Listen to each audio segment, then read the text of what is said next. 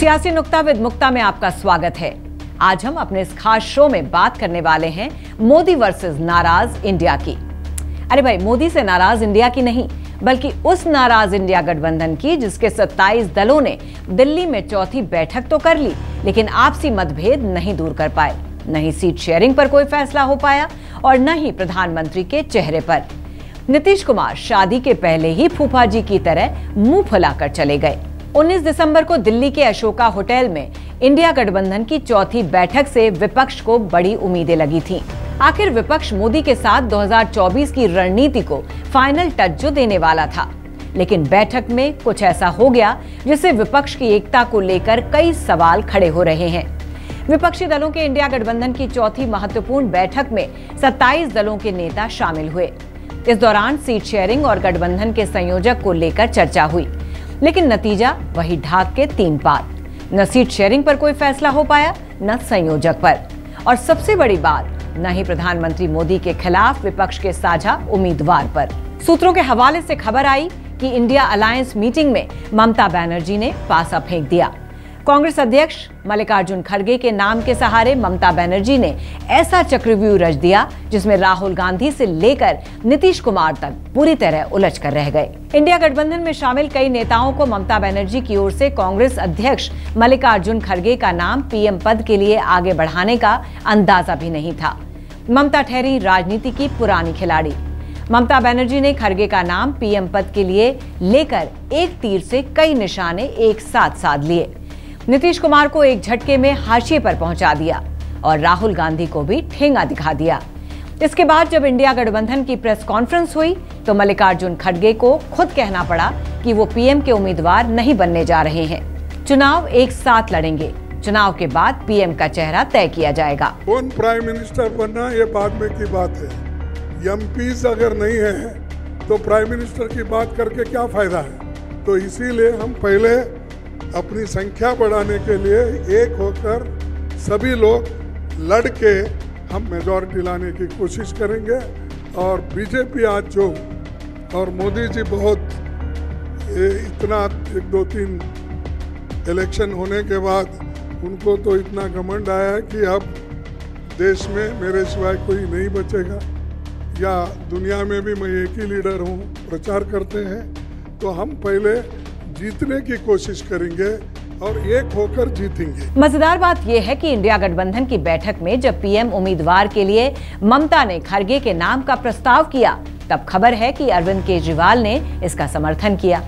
सियासत में शतरंज की चाल कैसे चली जाती है, इससे आप समझ सकते हैं।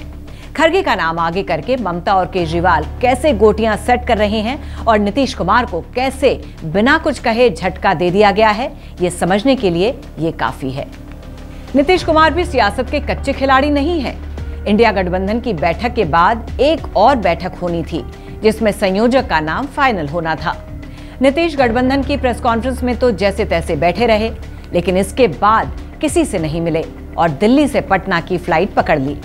खबर तो ये भी है कि इंडिया गठबंधन की पार्टियों में आपस की जो राजनीति हो रही है वो तो एक जगह, लेकिन बिहार में नीतीश और लालू की पार्टी में भी लोकसभा चुनाव को लेकर जमकर रसाकशी चल रही है। लोकसभा चुनाव के लिए बिहार में जेडीयू और आरजेडी में ही सीट शेयरिंग पर बात नहीं बन पा रही है। नीतीश की पार्टी ने 2019 का लोकसभा चुनाव बीजेपी के साथ मिलकर लड़ा था और बिहार में उनके 16 सांसद जीते थे, जबकि लालू यादव की पार्टी आरजेडी का एक भी नहीं। आप जानते ही हैं कि नीतीश का जब बीजेपी से ब्रेकअप हुआ तो उन्हें लालू यादव की पार्टी ने सहारा दिया। लालू यादव की मदद से ही नीतीश मुख्यमंत्री बने। लालू के बेटे तेजस्वी को डिप्टी सीएम बनाया गया। अब फिर 2024 की बारी है तो नीतीश कुमार 2019 की तरह ही सीटें आरजेडी से मांग रहे हैं, जो तेजस्वी को मंजूर नहीं।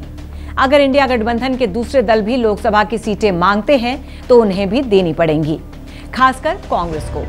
ऐसे में नीतीश का प्रधानमंत्री उम्मीदवार बनने का ख्वाब फिर फंसता नजर आ रहा है। उल्टे ममता बनर्जी और केजरीवाल उनके साथ चाणक्य नीति खेल रहे हैं, सो अलग। दिल्ली से पटना लौटे नीतीश कुमार ने रूठे फूफा जी की तरह तेवर दिखाने शुरू कर दिए हैं। उन्होंने 29 दिसंबर को पटना में जेडीयू की राष्ट्रीय परिषद की बैठक बुला ली है। इसमें वो अपनी पार्टी की रणनीति को लेकर मंथन करेंगे। अब वैसे भी नीतीश कुमार को देश जानता ही है। उन्हें पलटी मार कुमार ऐसे ही नहीं कहा जाता है। नीतीश कुमार हवा का रुख भांपकर फैसला लेने के माहिर खिलाड़ी हैं। सूत्रों के हवाले से जानकारी सामने आई है कि इंडिया गठबंधन की बैठक में बिहार के सीएम नीतीश कुमार ने खुद को किसी भी पद की रेस से बाहर बताया। उन्होंने कहा कि मैं किसी भी पद की रेस में शामिल नहीं हूं, लेकिन हाथी के दांत खाने के कुछ और होते हैं और दिखाने के कुछ और। बिहार के सीएम नीतीश कुमार और इंडिया गठबंधन के समीकरण आपने देख लिए, तो अब देश के सबसे बड़े सूबे यूपी में इंडिया गठबंधन की हालत देख लीजिए। इंडिया गठबंधन की बैठक में 5 राज्यों में हुए विधानसभा चुनावों में कांग्रेस की ओर से दूसरे विपक्षी दलों के साथ गठबंधन न करने का मामला जोर शोर से उठा। समाजवादी पार्टी के महासचिव रामगोपाल यादव ने कहा कि हम लोग सुन रहे हैं, कांग्रेस उत्तर प्रदेश में बहुजन समाजवादी पार्टी यानी बीएसपी से बात कर रही है, लेकिन समाजवादी पार्टी किसी भी हाल में बीएसपी के साथ नहीं जाएगी। यूपी में 2024 में इंडिया गठबंधन को लेकर रामगोपाल यादव ने वो सबसे बड़ी बात कह दी जिससे कांग्रेस के होश उड़ गए। अखिलेश यादव भी इस बैठक में पहुंचे थे। उन्होंने अपनी मंशा साफ कर दी। अखिलेश वो दर्द भूल नहीं पा रहे हैं जब हाल के मध्य प्रदेश विधानसभा चुनाव में उन्होंने कांग्रेस से महज 1 दर्जन विधानसभा सीटें मांगी थी, लेकिन कमलनाथ ने खुलेआम मीडिया के सामने कह दिया, कौन अखिलेश, हम नहीं जानते। विधानसभा चुनाव के नतीजों के बाद कमलनाथ को भी अपनी हैसियत समझ में आ गई है और कांग्रेस को भी। अब लोकसभा चुनाव के लिए अखिलेश की बारी है। जैसा रामगोपाल यादव ने कहा, अगर यूपी में कांग्रेस बीएसपी के करीब जाती है, उससे गठबंधन का फैसला करती है, तो यूपी में इंडिया गठबंधन टूट गया समझो। बीएसपी वैसे तो अकेले चुनाव लड़ने का दम भर रही है, लेकिन मायावती की पार्टी में अब इसकी ताकत नहीं बची है। वो या तो कांग्रेस से डील करेंगी या फिर बीजेपी के साथ जा सकती हैं। विधानसभा चुनाव में कांग्रेस के अहंकार को झटका लगा है। इंडिया गठबंधन में कांग्रेस के वरिष्ठ नेताओं ने साथियों को भरोसा दिलाने की कोशिश की है। समाजवादी पार्टी को विधानसभा चुनावों में साथ न लिए जाने पर कांग्रेस अध्यक्ष मल्लिकार्जुन खड़गे ने सांत्वना दी है कि जो हो गया सो हो गया, अब सबको साथ रहना चाहिए। तो समय कम है, 4-5 महीने में लोकसभा चुनाव होने हैं, लेकिन इंडिया गठबंधन भरोसे के संकट से जूझ रहा है। मल्लिकार्जुन खड़गे और सोनिया गांधी जैसे नेता इंडिया गठबंधन में आपसी भरोसा मजबूत करने की कोशिशों में लगे हैं, लेकिन इंडिया गठबंधन में शामिल अलग अलग दलों की अपनी अपनी सियासत है। पश्चिम बंगाल को ही देख लीजिए। पश्चिम बंगाल में ममता बनर्जी अकेले दम पर झंडा बुलंद किए हुए हैं। उन्होंने पहले सीपीएम और फिर कांग्रेस को राज्य की सत्ता से उखाड़ा है, लेकिन जिस तरह से बीजेपी ने पश्चिम बंगाल में पांव पसारे हैं, उससे ममता भी अंदर अंदर से डरी हुई हैं। मोदी को रोकने के लिए वो कांग्रेस और सीपीएम के साथ चलने को तैयार हैं, लेकिन पश्चिम बंगाल में सीट शेयरिंग कैसे होगी, इसको लेकर बड़ा पेच है। ममता बनर्जी की दूसरी चिंता कांग्रेस को लेकर भी है, जो इस समय टीएमसी से ज्यादा लेफ्ट के करीब दिख रही है। प्रधानमंत्री पद के उम्मीदवार को लेकर ममता ने इंडिया गठबंधन की दिल्ली मीटिंग में जो कहा, वो तो आपने देख ही लिया। सीट शेयरिंग को लेकर इंडिया गठबंधन की बैठक में मौजूद टीएमसी नेताओं ने सीट शेयरिंग का मुद्दा उठाया।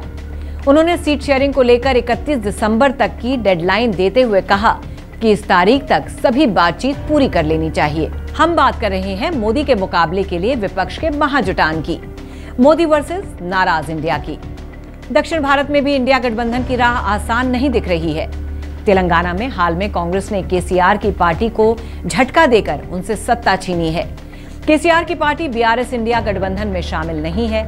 आंध्र प्रदेश में जगनमोहन रेड्डी सरकार चला रहे हैं, उनकी बीजेपी से नजदीकियां हैं, वो भी इंडिया गठबंधन में शामिल नहीं है। इंडिया गठबंधन की उम्मीदें तमिलनाडु से हैं, जहां डीएमके प्रमुख एमके स्टालिन सरकार चला रहे हैं। इंडिया गठबंधन की बैठक के बाद तमिलनाडु के सीएम एमके स्टालिन ने सीट बंटवारे को लेकर अहम बयान दिया। उन्होंने कहा कि हर राज्य में जो बड़ी पार्टी हो वो नेतृत्व करे, यानी तमिलनाडु में चुनाव लड़ने के लिए डीएमके को सबसे ज्यादा लोकसभा सीटें दी जाएं। उन्होंने इंडिया गठबंधन की बैठक में ईवीएम को लेकर प्रस्ताव पास कराया, जिसमें कहा गया है कि चुनाव आयोग से मांग की जाएगी कि वीवीपैट को बैलेट पेपर समझा जाए। तो इंडिया गठबंधन में उत्तर से लेकर दक्षिण तक ज्यादातर जगह पेच फंसा हुआ दिख रहा है। तो पंजाब और दिल्ली, हरियाणा को लेकर केजरीवाल की पार्टी भी मजबूती से अपना दावा पेश कर रही है। पंजाब में कांग्रेस और केजरीवाल की आम आदमी पार्टी में कैसे गठबंधन होगा, कैसे जुड़ेगा भारत और जीतेगा इंडिया का सपना साकार होगा, इसको समझना टेढ़ी खीर है। इंडिया गठबंधन की बैठक में शामिल नेता उम्मीद जता रहे हैं कि 3 हफ्ते में सभी फैसले ले लिए जाएंगे। सीट शेयरिंग, साझा रैली जैसे कार्यक्रम 20 दिनों के भीतर शुरू भी हो जाएंगे। अब एक बात तो अच्छी हुई कि इंडिया गठबंधन की बैठक में अखिलेश यादव, अरविंद केजरीवाल, नीतीश कुमार, फारूक अब्दुल्ला, उमर अब्दुल्ला, महबूबा मुफ्ती, ममता बनर्जी, उद्धव ठाकरे, शरद यादव, जयंत चौधरी के अलावा सीपीआई और सीपीएम के नेता एक मंच पर मौजूद रहे। सभी ने एक सुर में कहा, हमारे पास प्रधानमंत्री पद के लिए बहुत सारे चेहरे हैं, चॉइस ही चॉइस है। प्रधानमंत्री मोदी और बीजेपी मिशन 24 के अश्वमेघ रथ पर सवार हैं। उनका रथ बेहद तेजी से आगे बढ़ रहा है। बीजेपी का अश्व यानी घोड़ा छलांग मारते हुए आगे बढ़ रहा है। ऐसे में इसको रोकने के लिए इंडिया गठबंधन बहुत धीमी गति से चल रहा है।